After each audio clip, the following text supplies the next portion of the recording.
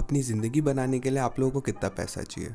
कुछ लोग ये कहेंगे कि $1 मिलियन काफ़ी है और कुछ लोग कहेंगे बिलियन डॉलर्स। मगर एक चीज़ हमें एग्री कर सकते हैं सारे कि अगर आपके पास $35 बिलियन हो तो आपकी लाइफ सेट है, राइट?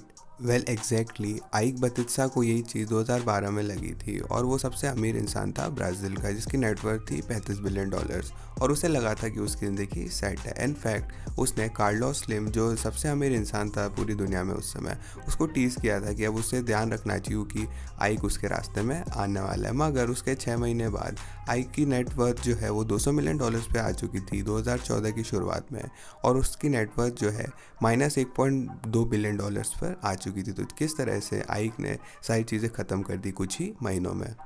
अगर थोड़ा पीछे जाए तो आइक बतिस्ता का जन्म 3 नवंबर 1956 को गवर्नाडोर वैलेड्रीज में हुआ था, ब्राज़ील की। उनके पिता एलाइजा बतिस्ता का जो एक नेटिव ब्राज़ीलियन बिजनेसमैन थे, जिन्होंने मिनिस्टर ऑफ माइंस एनर्जी में सर्व किया था। हालांकि आइकी की माँ जर्मनी से थी और उन्होंने ज़्यादातर अपना समय आइक और उनके 6 सिबलिंग्स को बढ़ाने में बिता दिया था। आइक ने अपना ज़्यादातर चाइल्डहुड ब्राज़ील में बिताया, मगर उनकी फैमिली यूरोप आ गई, जहाँ पे आइक जो एक टीनेजर थे, उनके पिता के वर्क की वजह से, और जो उनकी यूरोप में जब तक वो रहे, उनकी फैमिली जेनेवा डसेल्डोर्फ में रही और इसी के साथ साथ ब्रसेल्स में भी रही। उनकी फैमिली ने एक्चुअली ब्राज़ील में गए वो लोग जब आइक 18 साल के हुए, मगर आइक ने डिसाइड किया कि वो पीछे रहना चाहते हैं और यूरोपियन यूनिवर्सिटी में 1974 में जाना चाहते हैं। आइकी ने उस यूनिवर्सिटी में गए एंशियन जर्मनी में और अपनी मेटलर्जिकल इंजीनियरिंग डिग्री ली। ऐसा नहीं लग रहा था कि आइकी के पेरेंट्स ने उनकी एजुकेशन के लिए पैसे दिए थे, या फिर पूरे तो नहीं दिए, क्योंकि आइकी को insurance policy door to door बेचनी पड़ रही थी जर्मनी में सस्टेन करने के लिए। आइकी ने लेटर ये रिवील किया कि जो स्ट्रेस था अपनी लिविंग सेलिंग इंश्योरेंस करने के लिए, सबसे ज़्यादा मोस्ट वैल्यूएबल पार्ट बना उनके एकेडमिक कैरियर का। एनीवेज आइक वापस ब्राज़ील आए अर्ली 1980s में और अपने माइनिंग और ट्रेडिंग इंडस्ट्री में दिमाग लगाया। 23 साल की उम्र में आइकी ने एक गोल्ड ट्रेडिंग फर्म जिसका नाम था ऑट्रैम ऑरएम को फाउंड किया। आइक को कोई भी चीज़ रिवोल्यूशनरी नहीं कर रहे थे, मगर वो सोना खरीद रहे थे प्रोड्यूसर्स से अमेजोन में और उसे बायर्स को बेच रहे थे यूरोपियन और ब्राज़ीलियन सिटीज़ में। हालांकि सिंप्लिसिटी थी इस अंडरवेयर में, बहुत ज़्यादा सक्सेसफुल था ये। कंपनी ने $6 मिलियन अर्न कर लिए पहले 18 मंथ के अपने ऑपरेशंस में। हालांकि कंपनी जो ग्रो कर रही थी रैपिडली, आइक वहाँ को कोई भी मिडल मैन बन के नहीं रहना चाहते थे। इसकी वजह से उन्होंने गोल्ड माइनिंग कंपनी, इसका नाम था EBX ग्रुप, को फाउंड किया। और क्योंकि उन्हें एडवांटेज देना था खुद को कॉम्पिटिटर्स के अगेंस्ट, आइक ने मॉडर्न टेक्नोलॉजी जो थी गोल्ड माइनिंग की खरीदी। EBX ग्रुप के साथ आइक ने पहला मैकेनाइज्ड अलूवल गोल्ड माइनिंग प्लांट खोला अमेजोन में, और कुछ सालों बाद आइक ने एक्सपेंड किया अपने माइनिंग ऑपरेशंस को इंटरनेशनली और TVX ग्रुप को फाउंड किया, जो कि था कनाडा में बेस्ड। आइक को जो कंपनी को पब्लिक ले गए मॉन्ट्रियल स्टॉक एक्सचेंज में उसके बाद, मगर एक अच्छा ऐसा मूव नहीं था जिसमें उन्होंने बाद में रिग्रेट किया। मगर इसी बीच चीज़ें काफ़ी अच्छी चल रही थी। सेंचुरी के एंड तक EBX ग्रुप के पास 8 गोल्ड माइंस थी ब्राज़ील और कनाडा में, और एक सिल्वर माइन थी चिले में। और जो सारी माइंस थी इन्होंने $20 बिलियन के वैल्यू का कर लिया था जब से वो बनी थी, और जिसकी वजह से आइक जो काफ़ी वेल्दी हो चुके थे, मगर उनके बहुत सारा टाइम था बिलियनर स्टेटस में जाने के लिए। 2000 की शुरुआत में आइक ने एक कंपनी पे कंपनी खोली और डाइवर्सिफाई किया बहुत सारी इंडस्ट्री में। एग्जांपल के लिए 2001 में आइक ने MPX को फाउंड किया, जो कि पावर जनरेशन कंपनी थी रियो डी जेनेरियो में बेस्ड। और कुछ सालों बाद 2005 में आइक ने MMX को बनाया, जो कि माइनिंग और ट्रेडिंग करती थी आयरन और ब्राज़ील में और चिले में। और इसी तरह से 2007 में आइक ने LLX को फाउंड किया, जो कि लॉजिस्टिक देती थी आइक की दूसरी कंपनियों को। मगर सबसे ज़्यादा एम्बिशियस और डेयरिंग एंडरवेयर था OGX के साथ आइक ने ग्लोबल ऑयल प्रोड्यूसिंग जाइंट, जो कि ब्राज़ील में बेस्ड था, उसकी शुरुआत करी। 2007 में आइक ने ब्राज़ील में ढूंढना शुरू किया और उन्हें ऑयल रिजर्व मिला $1 ट्रिलियन वर्थ ऑफ डिपॉजिट्स का। इसको पर्सपेक्टिव में लाया जाए तो सऊदी अरेबिया के नेचुरल रिसोर्सेज जो है $34.4 ट्रिलियन बनाते हैं। तो आइक की किसी भी तरह से रियल ऑयल जाइंट्स को डिथ्रोन तो नहीं कर सकते थे, मगर $1 ट्रिलियन वर्थ ऑफ डिपॉजिट काफ़ी बड़ी डिस्कवरी थी। आइक ने कंपनी को पब्लिक लेके गए जून ऑफ 2008 में, जिसकी वजह से $4.3 बिलियन रेज करे, और इसकी वजह से वो एक एज में चले गए बिलियनर स्टेटस में। और उसी समय आइक जो थे एक और कंपनी खोलने वाले थे जिसका नाम था OSX 2007 में, जो कि फोकस करती थी शिप्स बनाने में। ये सारी कंपनी जो है चल रही थी। आइक ने अपना फोकस इन कंपनीज को ग्रो करने में लगाया। आपने एक चीज़ नोटिस करी होगी कि सारी कंपनियां जो है एक्स से ख़त्म होती है, और इसके पर्पस पे था। आइक को ये लगता था कि एक्स जो था लेटर, वो सिंप्लाइज करता है मल्टीप्लिकेशन और एक्सपोनेंशियल ग्रोथ को, और इसकी नेमिंग स्कीम की वजह से काफ़ी ज़्यादा एक्यूरेट थी और उसकी कंपनीज जो है एक्सप्लोड कर गई थी 2000 या 2010 की शुरुआत में। ज़्यादातर ब्राज़ील के लोग और मीडिया आइक को पसंद करते थे क्योंकि उनकी ब्राज़ीलियन प्राइड काफ़ी ज़्यादा थी। आइक को ऐसा लगता था कि ब्राज़ील जो है वो ब्रिंक पे इकोनॉमिक बूम के, और वो उनकी ड्यूटी है कि ब्राज़ील को नेक्स्ट लेवल पे लेके जाए। आइक जो है वो किसी तरह से संत या साधु नहीं थे, मगर उन्होंने सारी चीज़ें करी, इसकी वजह से ब्राज़ील को पॉजिटिव प्रेस मिली। 2009 में इंस्टेंस के लिए आइक ने की रोल बनाया था रियो डी जेनेरियो को गलाने में, वो बिड जिताने में 2016 के ओलंपिक गेम्स में। और इसी के साथ स्ट्रॉन्ग ब्राज़ीलियन प्राइड के साथ आइक की एक मैसिव प्राइड थी खुद में कि वो आइक जो है बिलीव करते थे कि वो दुनिया के सबसे अमीर इंसान बन जाएंगे 2020 में, जिसकी नेटवर्थ होगी $100 बिलियन की। और क्योंकि उनकी नेटवर्थ $35 बिलियन थी और एक एक्सपोनेंशियली ग्रोइंग एम्पायर बना रहे थे, वो एक हॉनेस्टली एक प्रिटी रियलिस्टिक गोल था उनके लिए। मगर दिक्कत ये हुई कि उनके लिए भाग्य का कुछ और ही आइडिया था।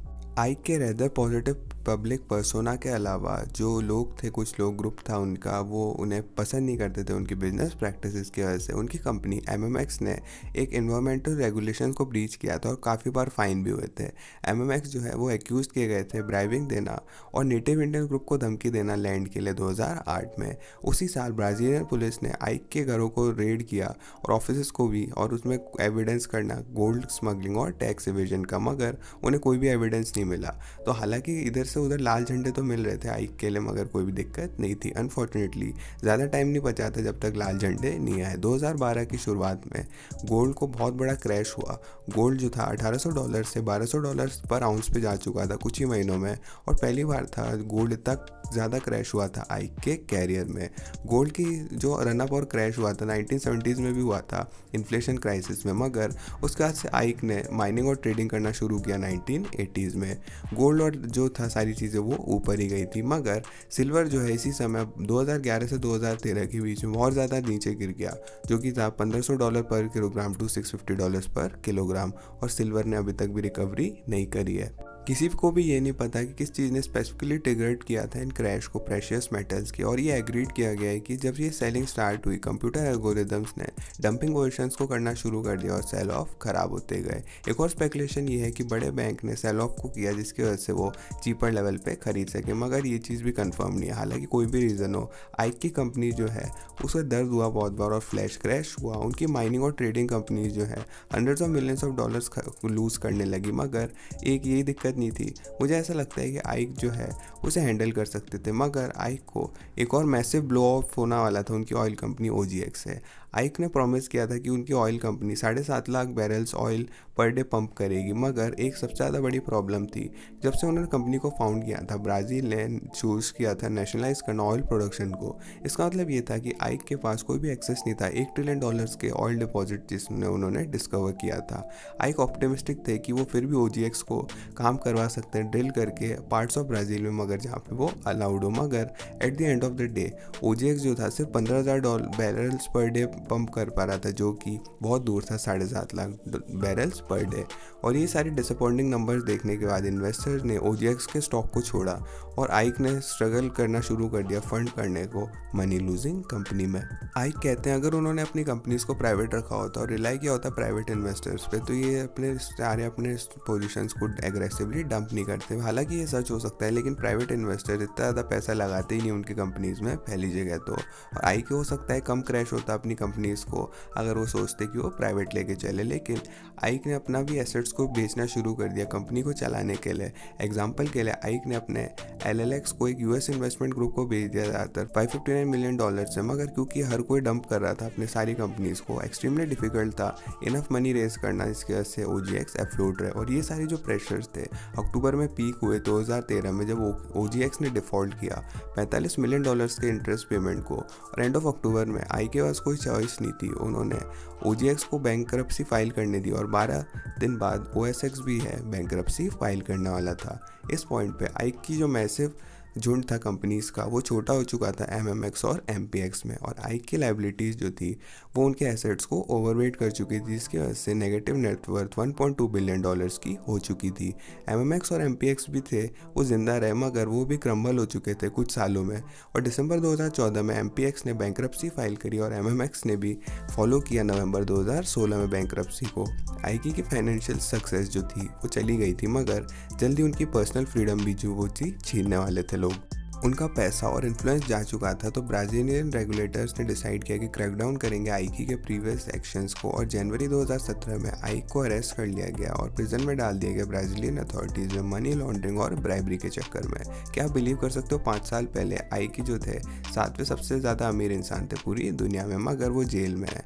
आइक जो थे सेंटेंस हुए 30 साल के लिए प्रिजन में $100 मिलियन लॉन्ड्रिंग और ब्राइबिंग के केस में farmer government of Rio de Janeiro को $16.6 मिलियन की अपनी कंपनीज को गवर्नमेंट कॉन्ट्रैक्ट्स देने के लिए। ऑन टॉप ऑफ दिस वो जो थे वो कन्वेंस्ड हुए थे इनसाइडर ट्रेडिंग के लिए।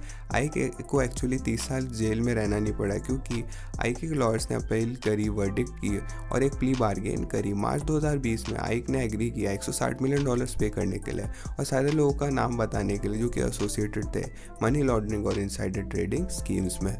इस पॉइंट पे ज़्यादातर लोग पब्लिक के व्यू से छुपे हुए रहेंगे और अपनी ज़्यादातर ज़िंदगी बची हुई रेडार के नीचे बिताएंगे, मगर ये केस नहीं था आइक बटिस्टा का। अक्टूबर 2020 में आइक ने अनाउंस किया कि वो रिस्टार्ट करेंगे MMX को और माइनिंग बिजनेस में वापस आएंगे। आइक कहते हैं कि वो पे बैक करने वाले हैं सारे डेप्ट को और वो टॉप में राइज करेंगे दोबारा से। आइक की अनबीटेबल स्पिरिट जो है डेफिनेटली एडमायर करने वाली है, मगर हमें देखना होगा कि सेकेंड ट्राई जो है एंटरप्रेन्योरशिप में किस तरह से जाती है। एंड ऑफ द डे हमें ये उनके देखना पड़ेगा कि मैसिव एम्पायर अपने हाथों में थी, मगर ऐसा लगता है कि उन्होंने अपने मुंह में ज़्यादा भर लिया जितना कि वो चबा सकते थे, और जब तक वो मार्केट और पॉलिसी उनके अगेंस्ट हो गई उनका एम्पायर क्रम्बल हो गया। होपफुली इस मिस्टेक को दोबारा नहीं करेंगे।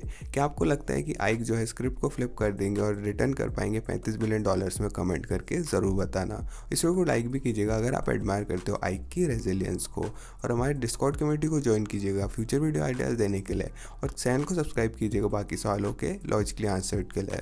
मैं था चिरंजीव, मैं मिलता हूँ आपसे अगली वीडियो में।